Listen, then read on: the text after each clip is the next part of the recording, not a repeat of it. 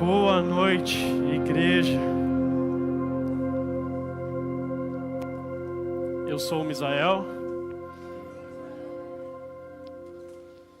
discípulo de Jesus, sou casado com a Vanessa, pai do Estevão, ou Tevo. Às vezes eu até agora estou chamando ele de TT também, não sei porquê. Mas a gente vai mudando os nomes, os apelidos. É um privilégio estar com vocês aqui essa noite.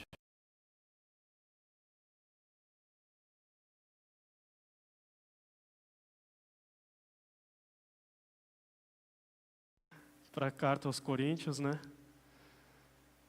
E eu quero ler com vocês 1 Coríntios, capítulo 11, versículo 17, do 17 ao 34. Um texto que provavelmente muitos já ouviram, se você frequenta a igreja já há algum tempo, você já deve ter refletido sobre esse texto, principalmente em cultos que celebra a ceia ou a Santa Ceia, Cada denominação dá um nome. E hoje eu quero ler esse texto, a gente vai concluir essa mensagem ceando juntos, mas tem outras coisas que Deus, de forma muito particular, pessoal, Deus tem falado comigo também. E já há alguns anos essa mensagem, ela está, não a mensagem completa, mas uma reflexão sobre esse texto. Acho que pelo menos uns 5 anos ou mais, aí não sei. E quando fui convidado, dada a oportunidade para eu poder ministrar, na hora pensei, acho que veio a palavra na minha mente sobre comunhão. E eu lembrei desse texto, e aí eu pude revisitar as anotações. Então, a gente queria compartilhar algo que realmente Deus sempre me lembra, sempre me traz à memória, que é 1 Coríntios, capítulo 11, versículos 17 e 34, que fala: Entretanto, ao dar a vocês as instruções seguintes, não os elogio, porque vocês não se reúnem para melhor, mas para pior. Em primeiro lugar, ouço que quando vocês se reúnem como igreja, há divisões entre vocês, e até certo ponto creio nisso, pois é necessário que haja divergências entre vocês para que sejam conhecidos quais entre vocês são aprovados. Quando vocês se reúnem, não é para comer a ceia do Senhor, porque cada um come a sua própria ceia sem esperar pelos outros. Assim, enquanto um fica com fome, o outro se embriaga. Será que vocês não têm casa onde comer e beber? Ou desprezam a igreja de Deus e humilham os que nada têm? Que direi a vocês? Eu os elogiarei por isso? Certamente que não. Porque eu recebi do Senhor o que também transmiti a vocês, que o Senhor Jesus, na noite em que foi traído, pegou o pão, deu graças, partiu e disse: Isto é o meu corpo dado em favor de vocês. Façam isto em memória de mim. Da mesma forma, depois de ter comido o pão, ele pegou o cálice e disse: Este cálice é a nova aliança do meu sangue. Façam isto sempre que o beberem em memória de mim. Porque sempre que comerem deste pão, beberem deste cálice, vocês anunciam a morte do Senhor até que Ele venha. Portanto, todo aquele que comer o pão ou beber o cálice do Senhor de modo indigno será culpado de pecar contra o corpo e o sangue do Senhor. Examine cada um a si mesmo, e então coma do pão e beba do cálice. Pois quem come e bebe sem discernir o corpo do Senhor, come e bebe para o seu próprio juízo. Por isso há entre vocês muitos fracos e doentes, e vários já dormiram. Mas se examinássemos a nós mesmos, não receberíamos juízo. Contudo, sendo julgados pelo Senhor, somos disciplinados para que não sejamos condenados com o mundo. Portanto, meus irmãos, quando vocês se reunirem para comer, esperem uns pelos outros. Se alguém estiver com fome, coma em casa, para que, quando vocês se reunirem, isso não resulte em juízo. Quanto aos demais assuntos, darei instruções quando visitar vocês. O título da nossa mensagem hoje é Comunhão pela Verdade. A carta, ela recebe o nome da cidade de Corinto. E Corinto, ela se localizava ali na Grécia. E na cidade de Corinto aconteciam alguns jogos, algumas competições, jogos olímpicos, por exemplo, mas também jogos atléticos. E isso provocava uma grande movimentação de pessoas naquele lugar. É como se fosse a Copa do Mundo aqui, né, quando a gente recebeu a Copa do Mundo. E ainda que a cidade, na sua cultura, ela fosse uma cultura pagã, Corinto, ele piorou, ele conseguiu ser pior que a cultura pagã. E tornou-se tão corrupta moralmente que o próprio nome virou sinônimo de depravação. O nome que Corinto começou a ser reconhecido, ou o sinônimo de depravação, era corintianizar. E agora eu quero pedir desculpa, né, aos corintianos, mas isso era o que estava aqui no estudo, né? Então, corintianizar era um sinônimo de depravação. Era uma cidade tomada lá por imoralidade sexual, por libertinagem, por embriaguez. E isso estava dominando, inclusive, a vida de alguns cristãos da igreja e de Corinto também. Era uma cidade que tinha como deus Afrodite, era uma das principais deuses daquele lugar, onde era adorada e ali era prostituição. E alguns também cristãos que estavam na igreja estavam se permitindo, estavam se deixando se contaminar também por isso. Era então uma igreja, né, imatura, era uma igreja carnal, né, era uma igreja que relutava, inclusive, em se separar daquela cultura, da cultura da cidade de Corinto. E a maioria dos cristãos daquela igreja, uma boa parte deles, não conseguia deixar de maneira consistente, né, sua conduta antiga, uma conduta que era egoísta, que era imoral e que era pagã. E é interessante também pensar que Corinto passava por uma crise aguda. Apesar da cidade ser uma cidade de um nível cultural muito elevado, de famílias muito nobres naquele lugar, de ter muita gente realmente poderosa naquele lugar, era um período em que cidadãos e até cristãos, discípulos de Jesus, eles estavam passando por um período de escassez, de fome. E Paulo, ele escreve, ele instrui essa carta, ele instrui a igreja a respeito da comunhão justamente nesse momento, em um contexto de caos na cidade e na igreja. E os banquetes ali da igreja primitiva, quando Paulo está escrevendo, ele está falando sobre a ceia aqui para a igreja. E a ceia da igreja, ela sempre não começava com café lá, com uma hospitalidade, louvor, aí palavra e depois todo mundo ceava. Mas eles começavam com um grande banquete. E aí se encerrava geralmente esse grande banquete com uma ceia. Ou seja, depois deles terem um tempo de comunhão, e uma coisa que a gente sabe muito bem fazer é churrasco, né? Então, depois deles comerem aquele baita churrasco, eles ceiavam ainda tinha espaço para ceia. E na ceia eles anunciavam a morte de Cristo. A celebração da ceia do Senhor relembrava a morte do Salvador. A celebração celebrava a salvação comum, a vida eterna que refletia realmente a perfeita unidade entre eles. E eles ali lembravam que eles eram unicamente um pão, um corpo em Jesus Cristo. E eu creio que a instrução da ceia, a igreja de Corinto foi, além de colocar em ordem um simbolismo, porque eles estavam perdidos ali, eles já não esperavam mais uns aos outros, né? Aí uns ficavam com fome, outros se embriagavam, aí um levava picanha, mas cara, tu não trouxe nada, então eu não vou te dar picanha. Aí o outro, tu trouxe só frango, cara, aí tu quer comer? Não, então fica com teu frango aí. Então eles estavam vivendo esse contexto na igreja de Corinto.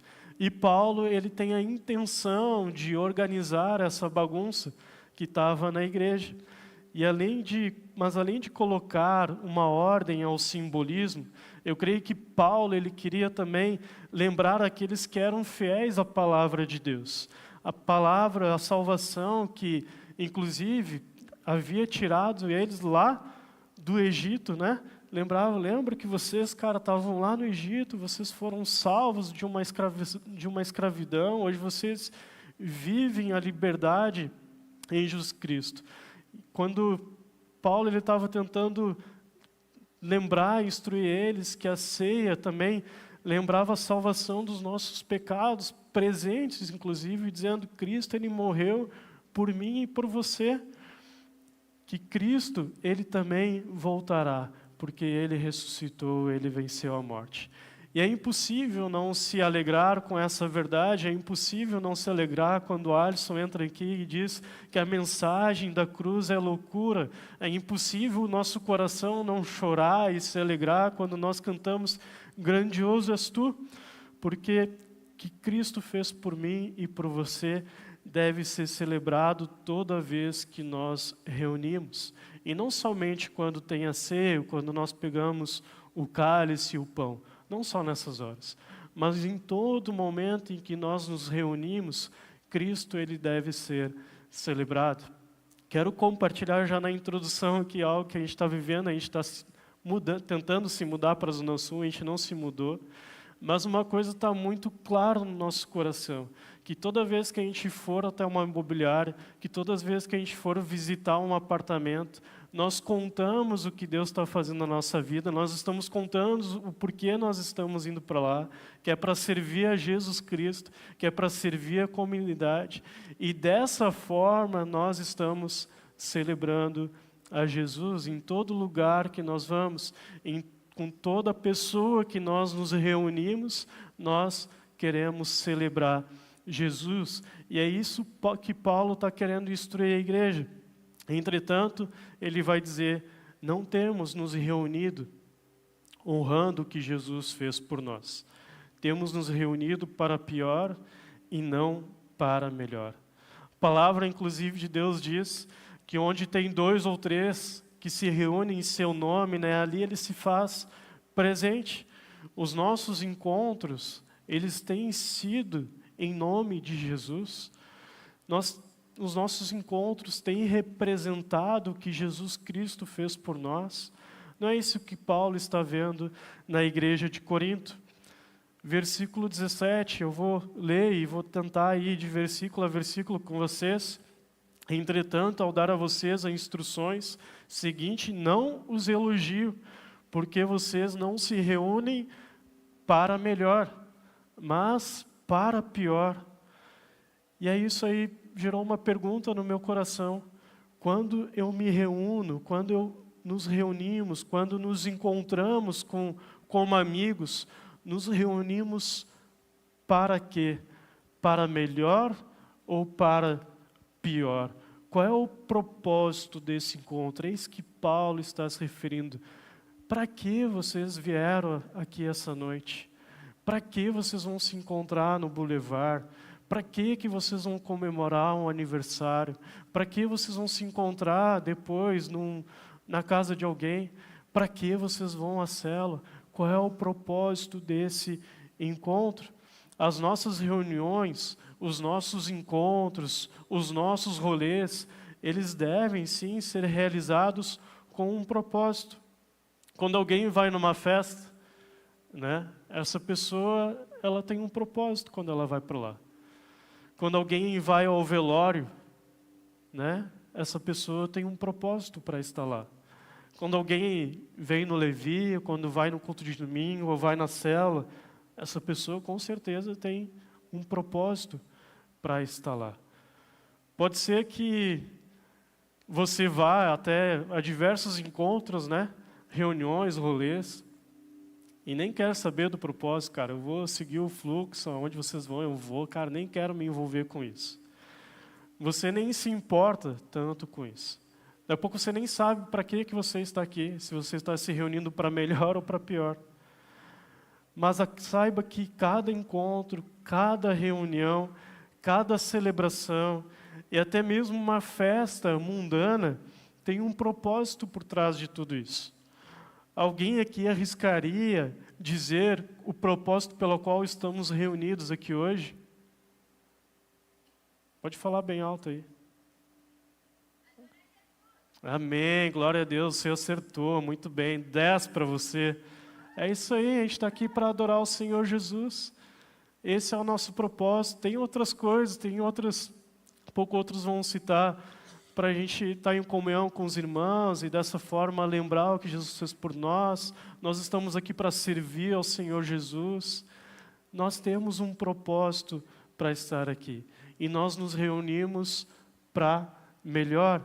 Alguém aqui arriscaria dizer o propósito que está por trás de uma festa mundana?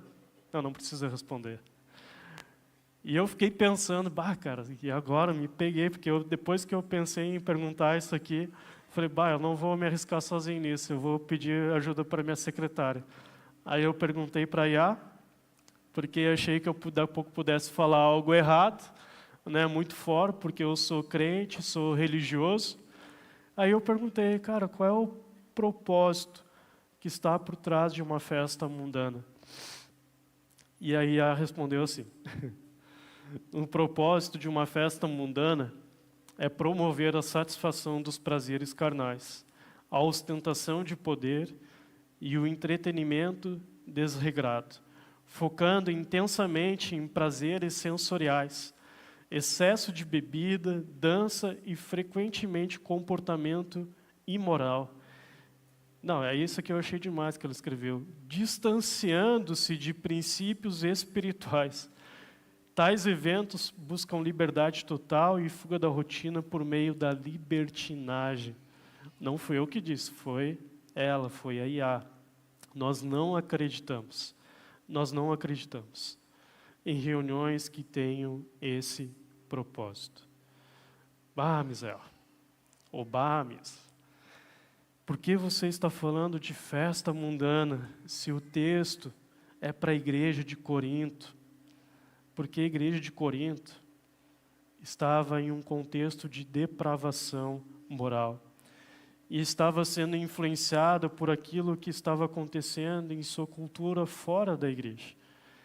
Porque a igreja de Corinto também, ela amava olhar para os outros, para fora, em vez de olhar para dentro, como se algo parecido não estivesse acontecendo por vezes na igreja, na própria comunidade.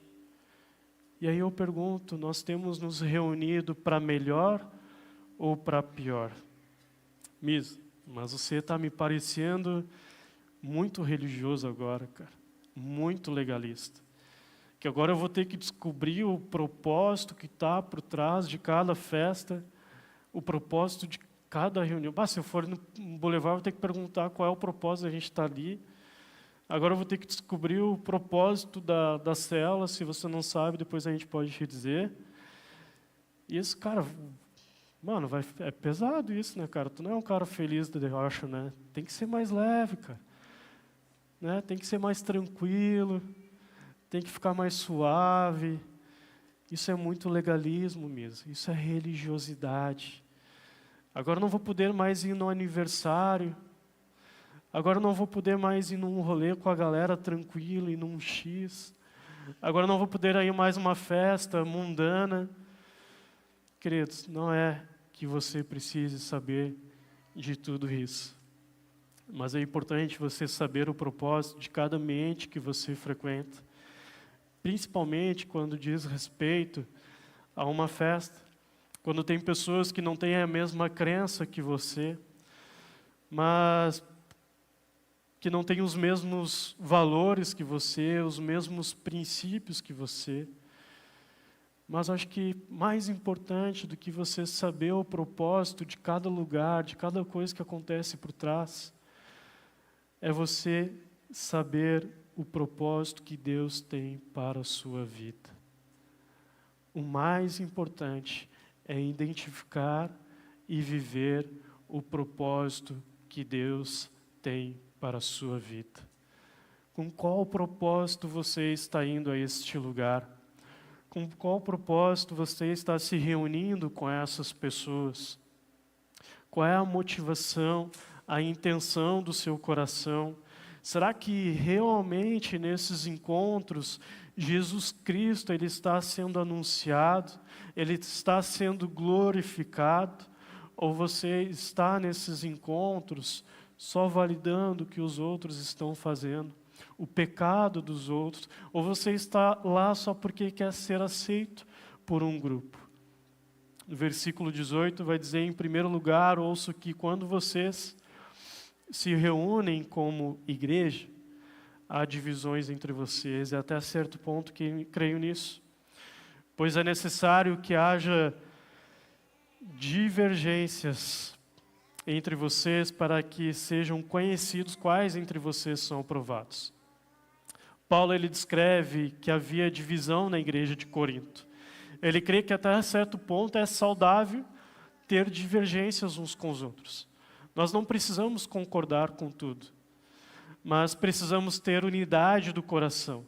O propósito, a missão, a visão, os valores, eles precisam estar bem alinhados. Nós precisamos andar em unidade com o Senhor Jesus Cristo e como igreja. Agora, quando a divisão é por conta do pecado, isso é reprovado por Deus. Versículo 20 e 21, quando vocês se reúnem, não é para comer a ceia do Senhor, porque cada um come a sua própria ceia sem esperar pelos outros. Assim, enquanto um fica com fome, outro se embriaga. Queridos, Deus ele hoje quer realinhar o nosso coração.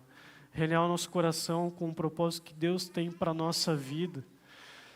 Aqui nestes 2 versículos eu vejo alguns pecados na igreja de Corinto. E eu vejo o individualismo, eu vejo o egoísmo, eu vejo a indiferença, a complacência ou a conveniência. A igreja mundana e carnal de Corinto havia transformado a comunhão e celebração da ceia em festanças que não agradavam ao Senhor. Imagina algo que era para glorificar o Senhor, já não agradava mais ao Senhor. Eles levavam muita bebida, eles levavam muita comida para si mesmos. Eles já não compartilhavam mais isso uns com os outros. Eles se tornaram egoístas, eles se tornaram individualistas. Eles não se preocupavam mais com o outro. O banquete ele estava pervertido. A comunhão, ela se tornou conveniência, a comunhão se tornou complacência. Eles já não honravam mais a Deus com o que eles faziam, já não estavam mais preocupados em glorificar a Deus. Tudo que eles faziam era para gratificar a si mesmos. O individualismo aqui, ele aparece quando eu não espero pelo outro. Eu nem noto, por vezes, a pessoa. Eu nem noto a falta dela, por vezes, na celebração, na célula, no rolê. Nem para mandar uma mensagem dizendo, cara, eu senti a tua falta hoje, mano. Como tu é importante para nós, cara. Como é que tu tá? Será que não tem nos faltado compaixão? A indiferença, ela aparece quando alguém fica com fome.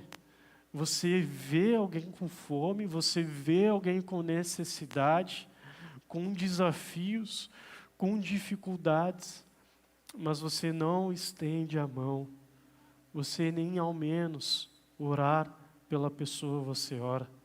Será que não está nos faltando amor? A complacência, ela aparece quando alguém se embriaga. O problema é dele. Se ele quiser se embriagar, cara, não tenho nada a ver com isso. Eu até estava lá, né, eu vi, né, tudo acontecer. Realmente eles beberam. Teve um que se embriagou. mas eu não bebi nenhum golinho, não tem nada a ver com isso. Quer dizer, desculpa, eu bebi um golinho, mas foi escondido, ninguém viu. Até quando nós vamos ficar omissos com o que está acontecendo? Até quando vamos ficar validando o pecado do outro? Eu li uma vez um livro, que era Tudo para Ele, eu acho que foi desse livro, Oswald Chambers, e ele falou sobre as 9 características da comunhão bíblica. E agora eu quero... Não, brincadeira, não vou explicar as 9 características. Só vou citar aqui com vocês para que vocês possam ficar no radar de vocês. Está ali no telão. E as 9 características da comunhão bíblica, ele fala: partilharemos nossos verdadeiros sentimentos, incentivaremos uns aos outros, apoiaremos uns aos outros, perdoaremos uns aos outros, falaremos a verdade com amor, admitiremos nossas fraquezas, respeitaremos nossas diferenças, não fofocaremos, faremos do grupo uma prioridade. Quando nós olhamos para essas 9 características, torna-se evidente o motivo por que a comunhão, por vezes, ela é tão rara e tão desafiadora da gente viver. Ela realmente significa desistir do nosso individualismo e da nossa independência para nos tornarmos dependentes de Deus e interdependentes uns com os outros. Versículo 22, será que vocês não têm casa onde comer e beber, ou desprezo a igreja de Deus e humilho os que nada têm? Que direi a vocês? Eu os elogiarei por isso? Certamente que não. Será que a falta de compaixão não revela que estamos habitando no pecado? E ao vermos alguém com sede, com fome, com necessidade, alguém que está embriagado, e não fazermos nada a respeito disso, isso não indica que também estamos, de alguma forma, abraçando ou participando desse pecado? Será que os nossos encontros têm sido marcados pelo consumismo, pela gula, muitas vezes, pelo entretenimento, pela satisfação do ego, pela ostentação, pela seletividade nos relacionamentos, ou até por diminuirmos uns aos outros? Será que tem sido marcado por fofocas, por críticas, por desprezo e humilhação entre uns aos outros? Será que há rebeldia em nossos corações, mentiras em nossos relacionamentos, ou até mesmo imoralidade em nossos encontros? Afinal, qual tem sido a marca dos nossos encontros? Será que Jesus ele tem sido glorificado? O propósito da comunhão não é a comida, não é a resenha, ela não é a diversão, não é o entretenimento. Isso não pode ser o fim. O propósito da comunhão é Cristo. A comunhão que honra Cristo é a comunhão pela verdade, é a comunhão pela palavra, é a comunhão com profundidade nas Escrituras e na vida. Inclusive, tem uma dica, uma sugestão ou um conselho que eu sempre dou para a galera que está começando o namoro, mas isso a gente viveu no nosso namoro, eu e a Vá, mas a gente também vivia nas nossas amizades. Nas amizades a gente saía do Levi, ia muitas vezes para um café, ia a algum posto, ia para o boulevard, e a pergunta da mesa era sempre: cara, o que Deus falou contigo hoje na palavra? E aí começava, um por um, começava a compartilhar. Era muito especial, porque nós queríamos ter profundidade na nossa comunhão, nós queríamos honrar Cristo em nossos relacionamentos. No namoro era a mesma coisa. O que Deus falou contigo essa semana, meu amor? Que palavra Deus te deu? Né? Tinha semanas, claro, Deus, daqui a pouco, sabe aquela semana que a gente leu, Pá, não sei o que Deus falou comigo, estou meio confuso. Vamos ler junto, vamos orar juntos. Profundidade nos nossos relacionamentos. Relacionamentos na palavra, vida na vida, honram a Cristo. Honram a memória de Cristo, honram o que Cristo fez por nós. Em torno de qual pessoa nós temos nos reunido? Em torno da pessoa, por vezes, fofoqueira, né? Tem aquela pessoa fofoqueira no grupo, ela começa a fazer fofoca, está todo mundo olhando para ela, ela ganha a nossa atenção. Em torno da pessoa imoral, né? Quando o cara que é imoral marca o rolê, todo mundo diz, cara, vai ter imoralidade naquele rolê, eu vou junto. Às vezes a gente se reúne em torno da pessoa imoral, ou temos nos reunido em torno da pessoa de Jesus Cristo. Quando os encontros são em torno da pessoa de Jesus Cristo, quando a comunhão acontece em torno da pessoa de Cristo, ele sempre será lembrado, ele sempre será honrado, exaltado, glorificado e anunciado. Sabe, quando os encontros eram em torno da pessoa de Jesus Cristo, vai ter aquela pessoa que vai, daqui a pouco no grupo ali, na conversa, vai dizer, eu estou com um pensamento, cara, eu vou desistir, eu não aguento mais. Mas aí vai ter um mano lá que vai dizer, cara, fica firme, porque Jesus Cristo pagou o preço na cruz, cara, Ele morreu por ti, Ele te ama, cara, Ele quer te salvar dessa vida, não desiste, permanece. Sabe, vai ter alguém que vai dizer, cara, eu não vou conseguir, eu não vou resistir à tentação, mas aí um vai dizer, mano, Jesus, Ele pagou o preço, cara.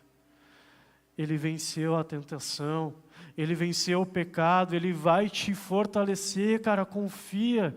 Você vai conseguir vencer, mano, fica firme, olha para Jesus, vou orar por ti.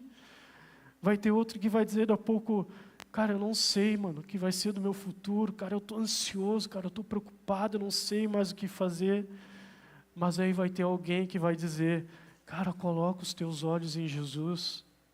Jeremias, aí tem um cara, né, conhece a palavra. Jeremias 29:11 diz, porque sou eu que conheço os planos que tenho para você, declara o Senhor, planos de fazê-los prosperar, não de causar dano, planos de dar a vocês esperança e um futuro. Essa nova aliança que fala aqui no versículo 25, da mesma forma, depois de ter comido o pão, ele pegou o cálice e disse, este cálice é a nova aliança no meu sangue, façam isso sempre que o beberem em memória de mim. A nova aliança de Jesus, ela é eterna. A nova aliança significa que passamos de inimigos de Deus para sermos amigos de Deus. Mas mais do que amigos de Deus, nós somos filhos e filhas amadas de Deus. Nós estamos na nova aliança agora alinhados com Ele, identificados com Cristo, identificados um com os outros. Todo o muro de inimizade, toda a barreira de divisão entre nós, ela é quebrada através da nova aliança, através da morte e da ressurreição de Cristo. Através do sangue de Cristo, nós nos tornamos, sim, uma família espiritual. E por isso que essa nova aliança vertical de Deus com o homem, agora também ela deve ser expressão uns para com os outros. Versículo 27, 28 e 29 vai dizer, portanto, todo aquele que comer o pão ou beber o cálice do Senhor, de modo indigno será culpado de pecar contra o corpo e o sangue do Senhor. Examine cada um a si mesmo, e então coma e beba o do cálice. Pois quem come e bebe sem discernir o corpo do Senhor, come e bebe para o seu próprio juízo. Por causa do corpo e do sangue de Cristo, da nova aliança, nós não podemos viver a comunhão de uma forma indigna. E o que significa isso? É viver de uma forma que não honra Cristo e o corpo de Cristo. De uma maneira ritualista, indiferente, com um coração por vezes não arrependido, com um espírito de amargura muitas vezes, ou com qualquer outra atitude ímpia.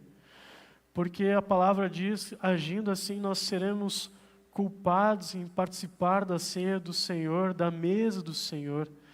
Enquanto nós estivermos apegados ao nosso próprio pecado, não só desonramos a cerimônia, como também desonra o corpo e o sangue de Cristo, por tratar de modo liviano aquilo que Jesus fez por nós. Além disso, nós somos convidados ainda a discernir o corpo. Quando os cristãos eles não julgam a santidade da celebração, da comunhão, da maneira correta, com amor, com verdade, com sinceridade, com graça, com compaixão, ele trata com indiferença, não só o irmão, não só a igreja, mas o próprio Senhor. E aí o texto vai dizer, por isso, há entre vocês muitos fracos e doentes, e vários já dormiram, mas se examinássemos a nós mesmos, não receberíamos juízo.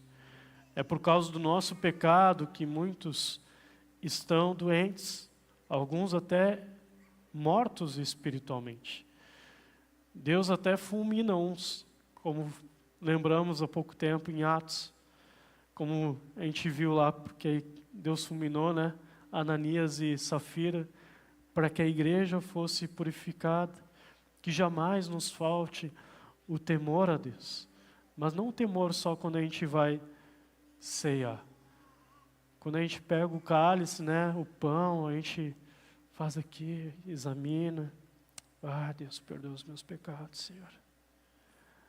Mas a gente vai para o rolê, cara, segue tudo igual, com as mesmas atitudes, com os mesmos comportamentos.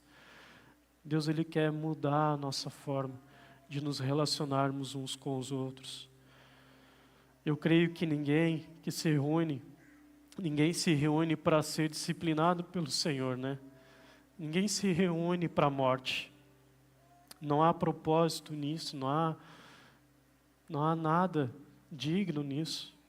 Eu creio que podemos hoje sim fazer uma aliança com Deus aqui, em que toda vez que nós nos encontrarmos como igreja, todas as vezes que nós nos encontrarmos para uma reunião na faculdade, numa imobiliária, numa entrevista de emprego, nós vamos lá para celebrar o nome de Jesus Cristo. A palavra de hoje, ela é um convite para examinarmos o nosso coração, as nossas atitudes, as nossas ações e os nossos pensamentos. Queria pedir para o louvor poder subir aqui. Se você quiser ficar de pé também. A gente está indo para o fim. Vamos ficar de pé, todo mundo? Pedi uma pausa. Fiquei sem voz aqui.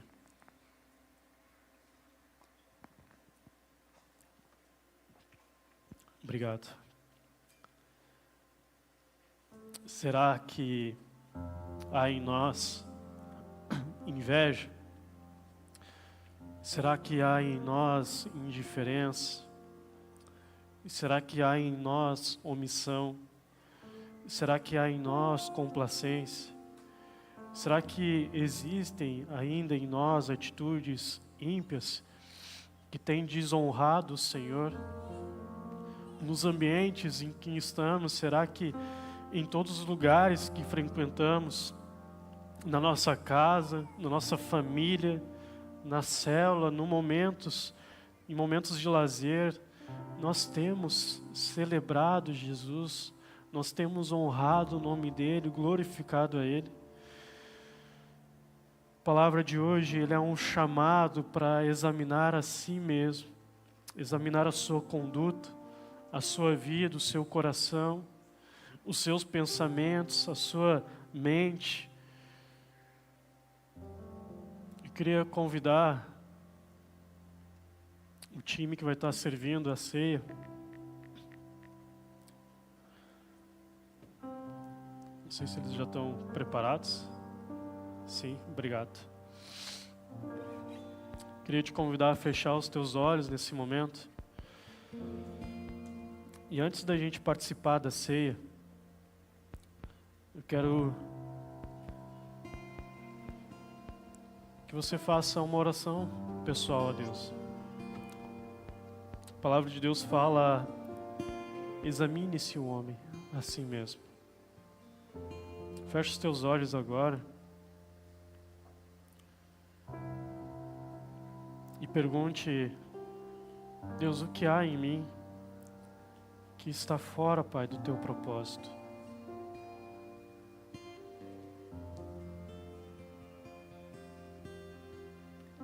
Peça para que o Espírito Santo sonde o teu coração. Pergunte a Ele o que há em mim que não está alinhado com o teu plano. O que há no meu coração, na minha conduta, que não corresponde à nova aliança que o Senhor tem para a minha vida.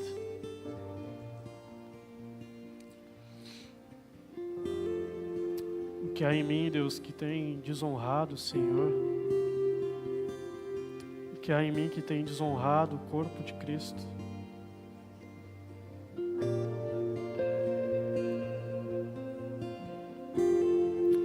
Examine-se a si mesmo.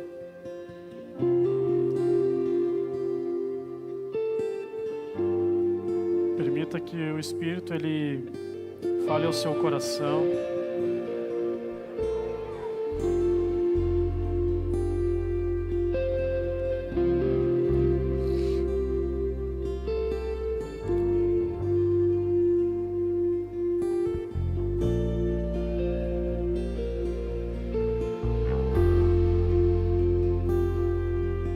Agora que você identificou o que está desalinhado, o que está desonrando o Senhor na sua vida,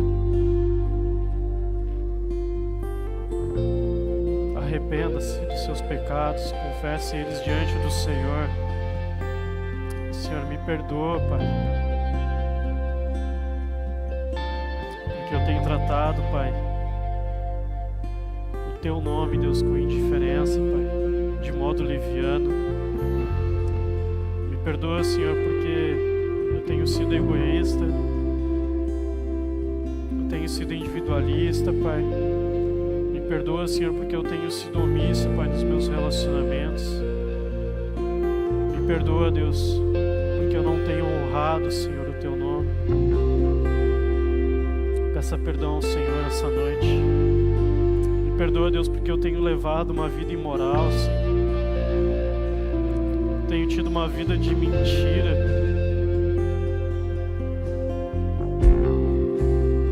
Me perdoa porque eu tenho pecado na gula, Senhor.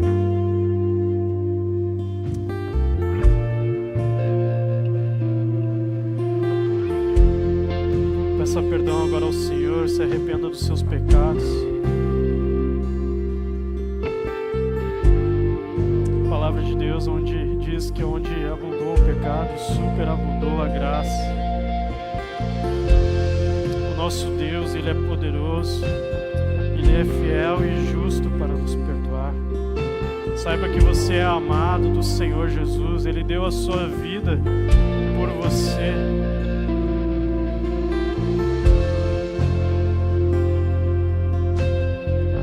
Você não é um lixo, você é amado por Deus. Ele derramou o seu sangue por sua vida, porque você é importante para Ele.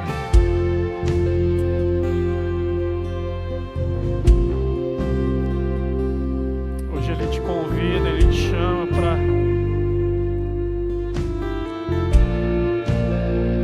para uma jornada de restauração, para uma jornada de liberdade em Jesus Cristo. De toda a imoralidade, de todo o pecado, livre da religiosidade, de tudo aquilo que tem te atrapalhado.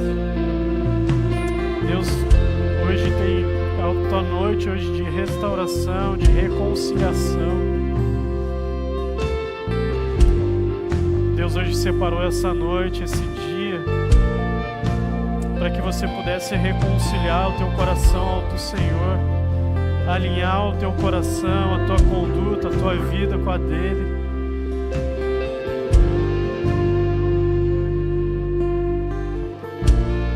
nós oramos, Pai, e pedimos, Deus, pela manifestação do Teu amor, da Tua graça agora, Deus, do Teu perdão, Pai.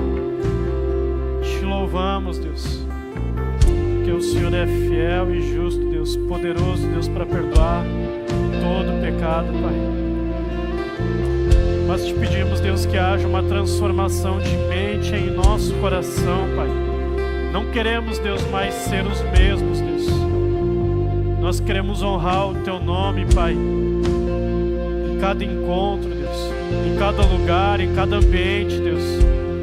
Que o Teu nome, Deus, ele seja glorificado, Pai. Nós queremos andar, Pai, com propósito, Pai. Nós queremos andar, Pai, comprometidos, Pai, com a aliança, Deus, que nós temos com o Senhor Jesus, Pai. Nós queremos glorificar o Teu nome aonde nós estivermos, aonde nós pisarmos, Pai, que esse lugar, Pai, Pai, o Senhor, Pai, seja adorado e exaltado, Deus.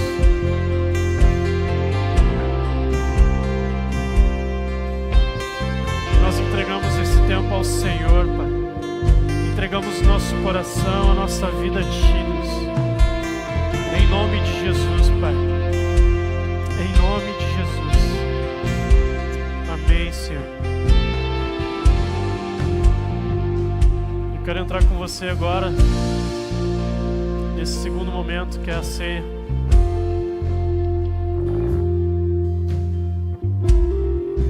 Coríntios 23, 11, versículo 23, 28. Pois recebi do Senhor que também lhes entreguei.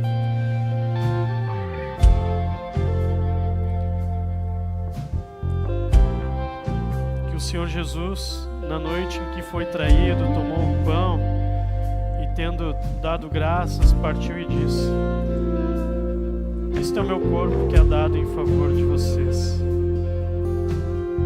Façam isto em memória de mim. Da mesma forma, depois da ceia, ele tomou o cálice e disse: este cálice é a nova aliança no meu sangue. Faço isso sempre que o beberem em memória de mim. Porque sempre que comerem deste pão e beberem deste cálice, vocês anunciam a morte do Senhor até que Ele venha. Portanto, todo aquele que comer o pão, beber o cálice do Senhor, indignamente será culpado de pecado contra o corpo e o sangue do Senhor. Examine-se cada um a si mesmo, então coma do pão e beba do cálice.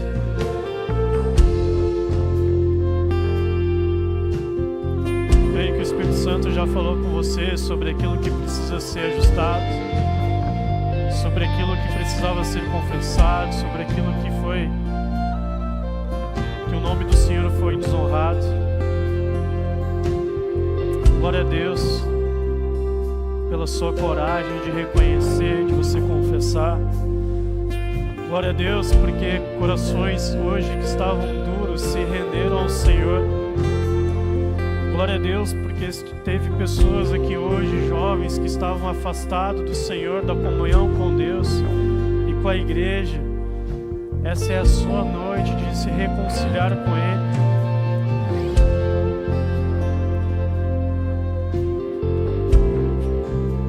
O pão, ele representa o corpo de Cristo, que foi entregue por nós. O cálice, ele representa o sangue de Jesus, derramado para a remissão dos nossos pecados. Na cruz, a mensagem que é loucura, Jesus levou sobre si aquilo que era nosso, para nos dar aquilo que é dele. A sua vida, uma vida em abundância, o seu perdão e a reconciliação com Deus. Todos receberam o pão e o cálice? Tem alguém que não recebeu? Levante a mão, não estou conseguindo enxergar. Todos receberam? Amém. Vamos participar juntos? Senhor Jesus, nós te agradecemos, Pai, pelo teu corpo que foi entregue por nós. Obrigado pelo sacrifício, pela cruz, pelo amor que o Senhor revelou a todos nós. Em teu nome, Jesus, nós oramos. Amém. Pode comer o pão.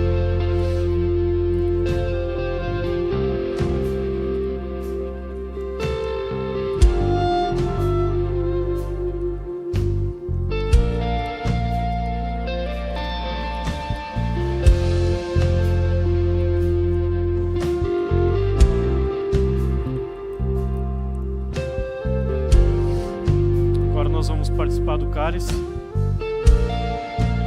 Senhor Jesus, nós te agradecemos pelo teu sangue que nos purifica de todo pecado. Obrigado, Senhor, pela nova aliança, Pai, pela tua graça, pela tua redenção, Pai. Em teu nome, Jesus, nós oramos. Amém. Você pode beber o cálice.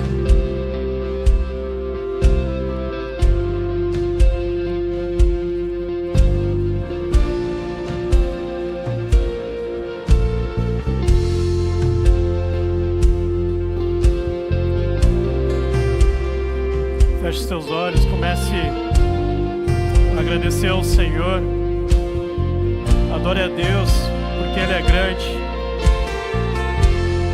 Levante suas mãos, declare a sua gratidão ao Senhor, exalte ao seu nome, porque Jesus, Ele é digno de todo louvor, Ele é digno de toda a glória, Ele merece toda a honra. Somente Ele é exaltado.